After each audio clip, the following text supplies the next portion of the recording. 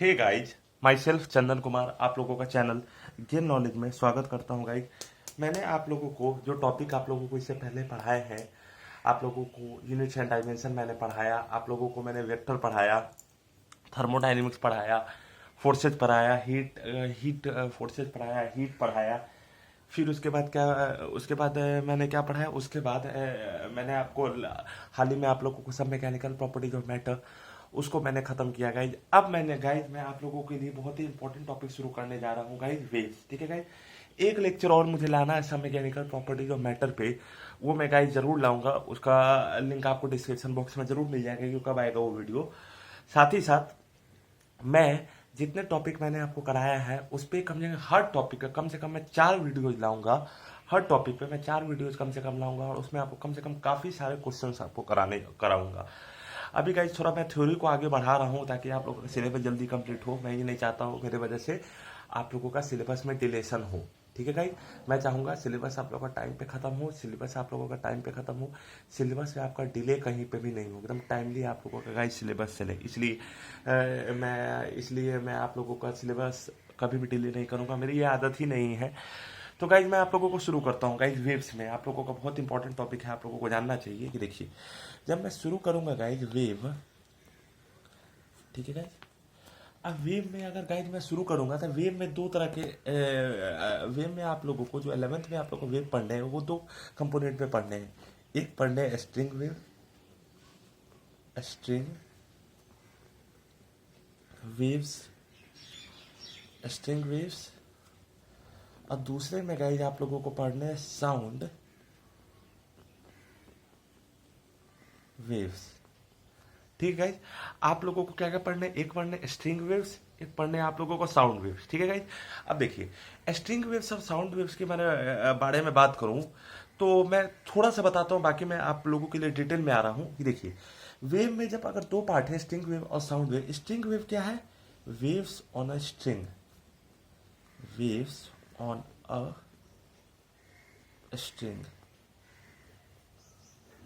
ठीक है, waves on a string मतलब स्ट्रिंग पे जो वेव आ जाता है गाइस उसको हम लोग क्या कहते हैं? String wave. मैं फिर से कह दूं, स्ट्रिंग पे जो वेव आ जाता है उसको हम लोग कहते हैं वेव्स ऑन स्ट्रिंग वेव। ठीक है, और wave produced due to sound propagation, waves produced due to waves produced due to sound propagation, waves produced due to sound propagation is known as sound wave, sound propagation is known as sound wave।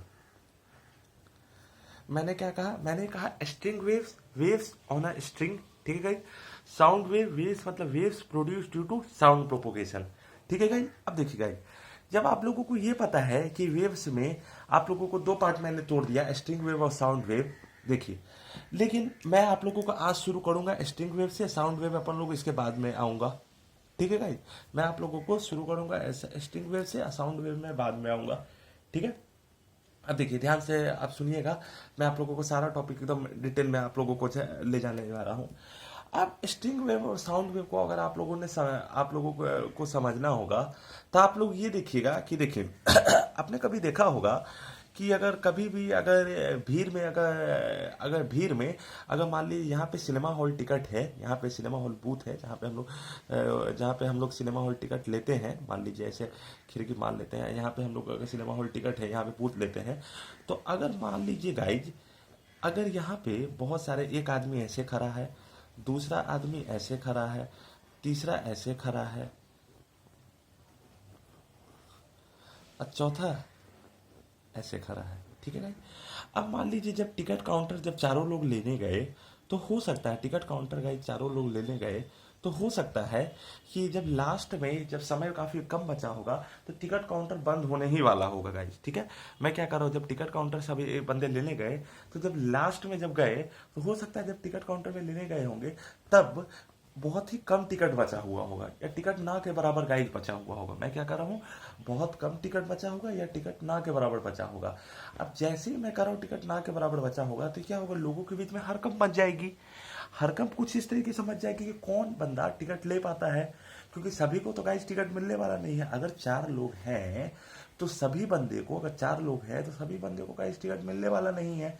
कुछ को ticket मिलेगा, कुछ को ticket नहीं मिलेगा। ठीक है guys, अब देखिए जैसे यहाँ पे एक बंदा है, एक बंदा है, 2 बंदा है, 3 बंदा है, 4 बंदा है। ठीक है, चारों बंदे अगर लाइन में खड़े हैं तो जब चारों बंदे को टिकट नहीं मिलेगा तो क्या होगा, एक दूसरे के बीच हड़कंप मचेगा।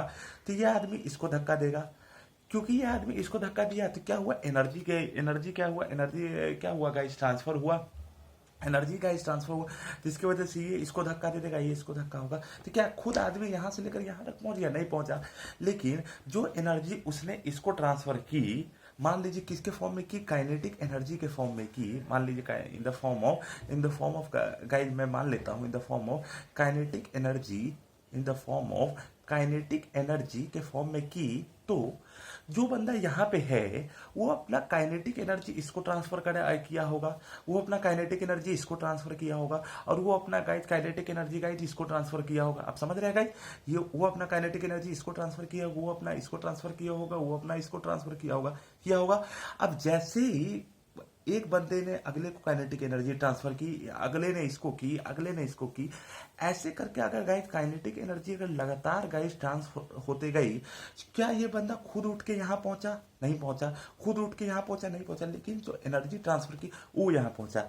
ठीक है, अगला आपको एग्जाम्पल मैं आप लोगों को दिखाता हूँ, बहुत इंपॉर्टेंट एग्जाम्पल, आप लोगों को समझ में आएगा कि आपने कभी देखा होगा कि जो साइकिल की ये रेस अगर साइकिल ऐसे लाइन में ऐसे लगा हुआ होता है, अब मैं साइकिल कैसे बनाऊं, अब मान लीजिए यहाँ पे साइकिल अगर लाइन में ऐसे लगा हुआ होता है। ठीक है गाइस, अब जैसे ही गाइस ये बहुत सारे साइकिल अगर क्यू में लगे हुए हैं, अगर आप एक साइकिल को अगर आप क्या करते हैं, पुश करते हैं, आपने एनर्जी काइनेटिक एनर्जी सिर्फ इसी को दी, इस साइकिल को ही दी, लेकिन ये अपना काइनेटिक एनर्जी गाइस इसको ट्रांसफर कर देगा, सिमिलरली इसको ट्रांसफर करेगा, इसको ट्रांसफर करेगा, और ऐसे ऐसे करके गाइस बढ़ता चला जाएगा।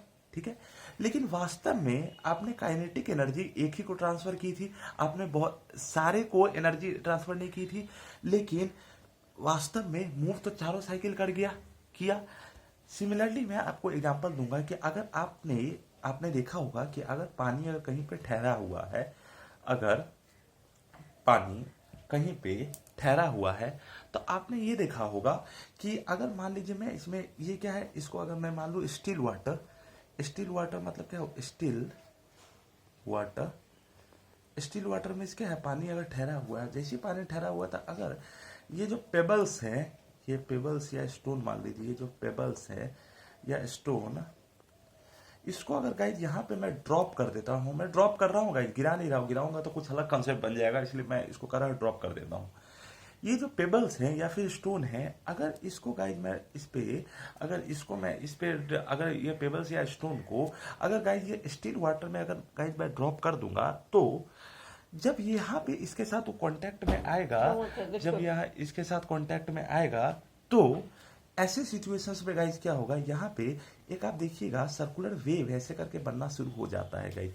क्या शुरू हो जाता है, ऐसे करके गाइज एक सर्कुलर वेव बनना शुरू हो जाता है। मैं क्या बोल रहा हूँ, मैं ये बोल रहा हूँ कि अगर आपने कहीं स्टिल वाटर लिया, पेबल्स या स्टोन को अगर आपने इसमें ड्रॉप कर दिया, स्टिल वाटर में गाइज ड्रॉप कर दिया, तो आप देखिएगा यहाँ पे एक गाइज एक सर्कुलर वेव का फॉर्मेशन स्टार्ट शुरू हो जाएगा।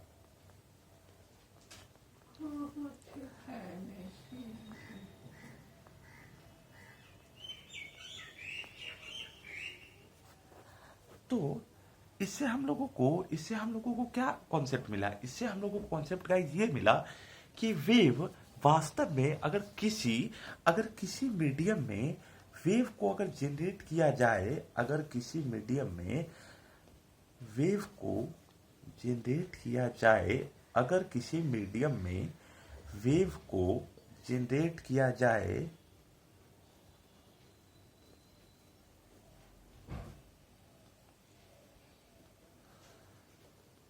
तो पूरा बल्क ट्रांसफर न होके,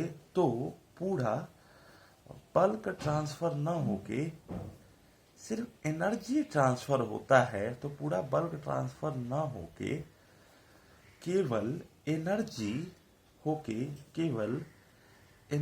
ट्रांसफर होता है, केवल एनर्जी ट्रांसफर होता है फ्रॉम वन पार्टिकल होता है from one particle to another particle, from one particle to another particle which gets extra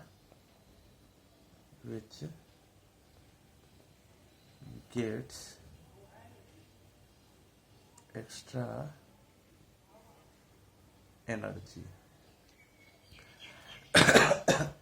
मैंने क्या कहा गाइस? मैंने ये कहा कि अगर किसी मीडियम में वेव को जनरेट किया जाए, अगर किसी मीडियम में वेव को जनरेट किया जाए तो पूरा बल्क ट्रांसफर ना होके, अगर किसी मीडियम में वेव को जनरेट किया जाए तो पूरा बल्क ट्रांसफर ना होके उसका कुछ एनर्जी का पार्ट ही गाइस ट्रांसफर होता है, जो कि मॉलिक्यूल में आ जाता है जब उसमें थोड़ा बहुत डिस्टरबेंस आ जाता है। मैं फिर से बोलूं, मैंने ये कहा कि अगर किसी मीडियम में वेव जनरेट किया जाता है तो पूरा बल्क उस मीडियम का ट्रांसफर ना होके उसमें से जिस मॉलिक्यूल के पास एक्स्ट्रा एनर्जी आ गई है due to generation of wave, वही ट्रांसफर होता है नेबरिंग और नेक्स्ट मॉलिक्यूल्स में गाइस। ये कॉन्सेप्ट होता है गाइस, ठीक है। वही ट्रांसफर गाइस होता है neighbouring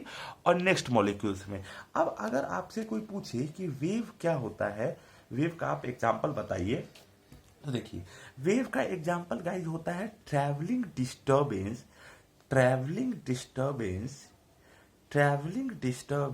in any medium, traveling disturbance in any medium is known as traveling disturbance in any medium is known as wave।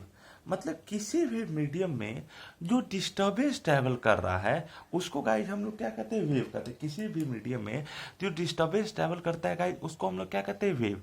अब वेव का 3 टाइप्स होते हैं गाइस। वेव के कितने होते हैं गाइस? वेव के 3 टाइप्स होते हैं। 3 टाइप्स में गाइस क्या होते हैं? एक होता है मैकेनिकल वेव, एक होता है मैकेनिकल वेव, एक होता है नॉन मैकेनिकल वेव,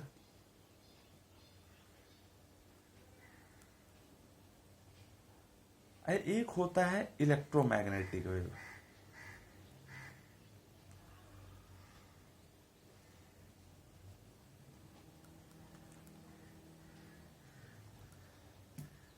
मैंने क्या कहा गाइस? वेव के 3 एग्जांपल होते हैं, 3 टाइप्स होते हैं। एक होता है मैकेनिकल वेव, दूसरा होता है गाइस नॉन मैकेनिकल वेव और तीसरा होता है गाइस इलेक्ट्रोमैग्नेटिक वेव। अब देखिए गाइस, अगर वेव के जो आपके समक्ष मैंने 3 एग्जांपल रखे, mechanical wave, non mechanical wave और इलेक्ट्रोमैग्नेटिक वेव, मैं आपको स्मॉल में आपको ये समझाने की कोशिश करता हूँ गाइस कि देखिए, जब लाइट भी तो एक वेव ही है, लाइट भी गाइस क्या है? वेव है। अब जैसे ही अगर मैं कह रहा हूँ लाइट वेव है, तो जब वो सन रेस से निकल के वो जब अर्थ को पहुंचता है, सन रेस से निकल के जब वो अर्थ को पहुंचता है, तो आपने देखा होगा जैसे ये सन है और ये अर्थ को जब ये पहुंचता है तो थोड़ा दूर तक तो एटमॉस्फेयर है, उसके बाद गाइस एटमॉस्फेयर नहीं है। थोड़ा दूर तक तो गाइस एटमॉस्फेयर है, उसके बाद तो गाइस एटमॉस्फेयर ही नहीं है।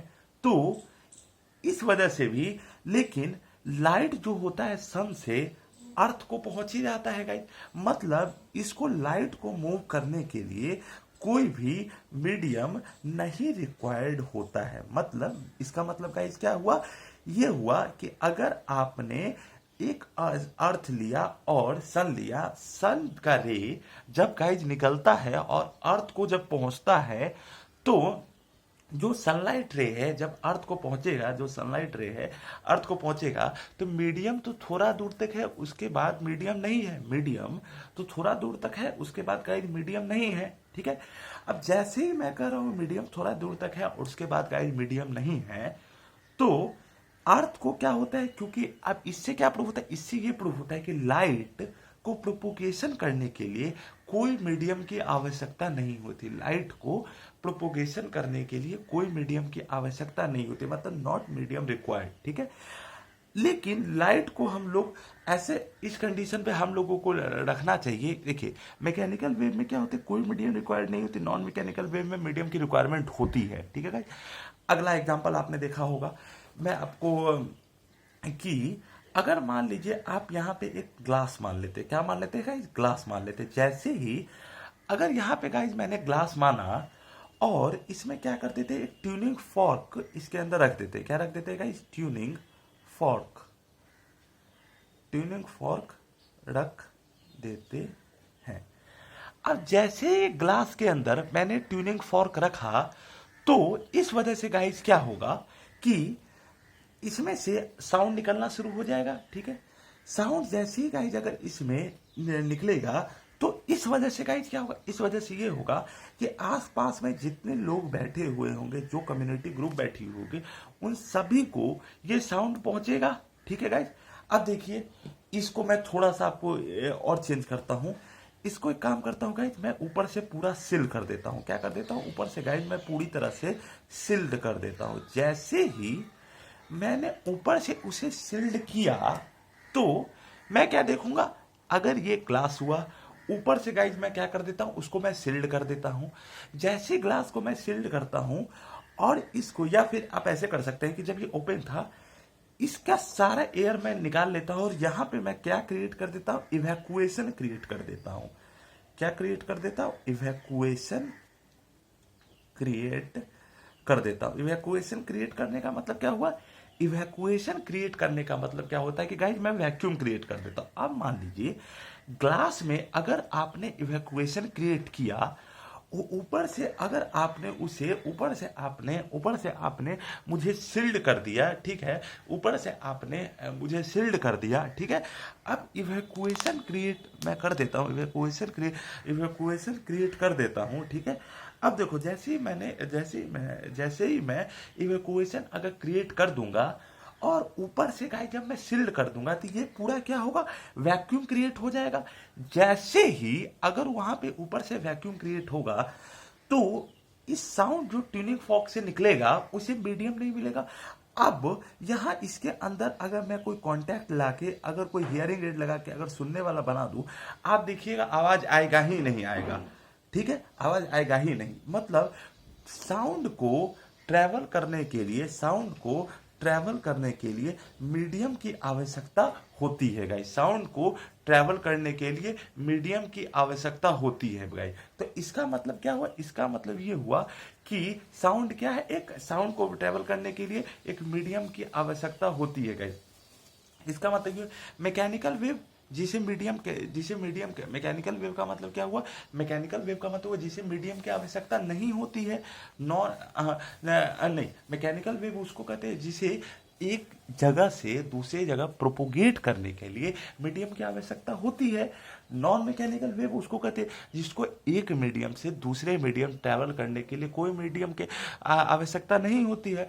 और जो इलेक्ट्रोमैग्नेटिक वेव अगर मैं कहूँ तो इलेक्ट्रोमैग्नेटिक वेव उसको कहते हैं, इलेक्ट्रोमैग्नेटिक वेव या तो मैकेनिकल वेव होगा या फिर नॉन मैकेनिकल वेव होगा। लेकिन अगर वो इलेक्ट्रोमैग्नेटिक वेव है मतलब वो इलेक्ट्रिक फील्ड भी जनरेट करता है और मैग्नेटिक फील्ड भी जनरेट करता है। हम लोग उसको इलेक्ट्रोमैग्नेटिक वेव इसलिए करते हैं क्योंकि इलेक्ट्रोमैग्नेटिक वेव दो चीज से मिलकर बना है, electric field plus magnetic field. Electric field plus electromagnetic wave दो चीज से मिलकर बना है, इलेक्ट्रिक फील्ड और मैग्नेटिक फील्ड, ठीक है। तो मैकेनिकल वेव हुआ, नॉन मैकेनिकल वेव हुआ, इलेक्ट्रोमैग्नेटिक वेव। इलेक्ट्रोमैग्नेटिक वेव में क्या जनरेट करता है, इलेक्ट्रिक फील्ड भी जनरेट करता है और मैग्नेटिक फील्ड भी जनरेट करता है। इलेक्ट्रोमैग्नेटिक वेव इसी का दो में से किसी का सब पार्ट है, या तो मैकेनिकल वेव का सब पार्ट है या फिर नॉन मैकेनिकल वेव का सब पार्ट है। किसका पार्ट में बोल रहा होगा, या तो मैकेनिकल वेव का सब पार्ट है या फिर नॉन मैकेनिकल वेव का सब पार्ट है। और ये हुआ इलेक्ट्रोमैग्नेटिक वेव। तो अगर मैं तीनों का आपके समक्ष अगर मैं डेफिनेशन लिखूं, जो मैं लिखने जा रहा हूं, बहुत इंपॉर्टेंट कॉन्सेप्ट है। आप लोगों को सारा कॉन्सेप्ट मैं क्लियर कर दूंगा, सारा कॉन्सेप्ट एक भी मैं आप लोगों को छोड़ने वाला नहीं हूँ गाइस। देखिए, इलेक्ट्रोमैग्नेटिक वेव में अगर आपके समक्ष मैं रखूं कि जो मैकेनिकल वेव होता है, तो गाइस देखिएगा, जो मैकेनिकल वेव होता है उसको मैं कैसे रखूंगा कि mechanical waves are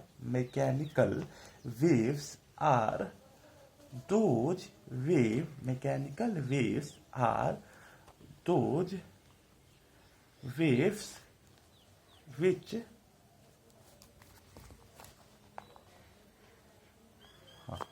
mechanical waves are those waves which requires medium which requires medium to propagate. Mechanical waves are those which require some medium to propagate. इसका एग्जाम्पल गाइस क्या होगा? इसका एग्जाम्पल होगा sound.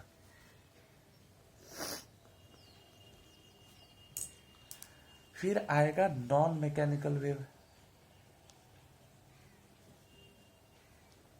Non mechanical waves are those which doesn't required those which doesn't required which doesn't required medium to propagate, which doesn't require medium to propagate. इसका example क्या हो जाएगा? इसका एग्जाम्पल होगा हीट। हीट इसका क्यों एग्जाम्पल होगा? मैं आप लोगों को हीट पढ़ा चुका हूं, इसलिए मैं बता देता हूं। हीट ट्रांसफर में आप लोगों ने एक मेथड पढ़ा था गाइज, रेडिएशन। हीट ट्रांसफर में गाइज आप लोगों ने एक मेथड पढ़ा था, रेडिएशन।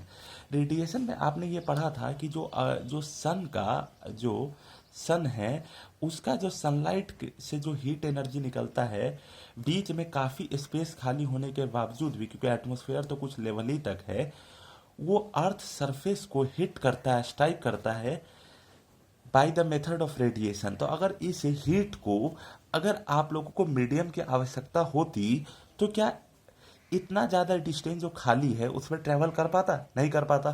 तो नॉन मैकेनिकल वेव्स क्यों है? नॉन मैकेनिकल वेव वो वेव है जो जिसको कोई मीडियम की आवश्यकता नहीं होती है, which doesn't required any medium to propagate. ठीक है, अब ये हुआ। अब अगर मैं पूछूंगा कि इलेक्ट्रोमैग्नेटिक वेव क्या होते हैं गाइस, देखिए, electromagnetic waves are electromagnetic waves are those wave electromagnetic waves are those wave which have both electric and magnetic effect or electric and magnetic field, both electric and magnetic effect, both electric and magnetic effect or electric and magnetic field. मतलब एक ऐसा wave जिसके पास electric affect और magnetic affect दोनों हो, या फिर electric या मैग्नेटिक फील्ड वो दोनों गाइज प्रोड्यूस करे। इलेक्ट्रिक फील्ड और मैग्नेटिक फील्ड दोनों अगर उसमें प्रोड्यूस करे तो उसको गाइज हम लोग इलेक्ट्रोमैग्नेटिक, क्योंकि ये दो वर्ड ही से गाइज जो मिलके बना है, वो कौन से दो वर्ड से मिलके बना है? Electric plus magnetic. ये इलेक्ट्रिक प्लस मैग्नेटिक दोनों से मिलकर बना है, इसलिए इलेक्ट्रोमैग्नेटिक वेव वो वेव होते हैं जिसके पास इलेक्ट्रिक अफेक्ट और मैग्नेटिक अफेक्ट दोनों हो, या फिर इलेक्ट्रिक फील्ड या फिर मैग्नेटिक फील्ड दोनों हो। ठीक है गाइज, इसका एग्जांपल तो गाइज आप जानते ही होंगे, लाइट वेव होता है, लाइट वेव।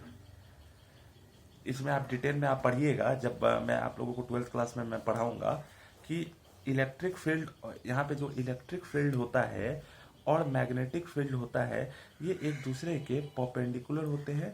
मतलब ऐसे अगर इलेक्ट्रिक फील्ड है, अगर आपके पास इलेक्ट्रिक फील्ड है तो मैग्नेटिक फील्ड ऐसे हो जाएगा, ऐसे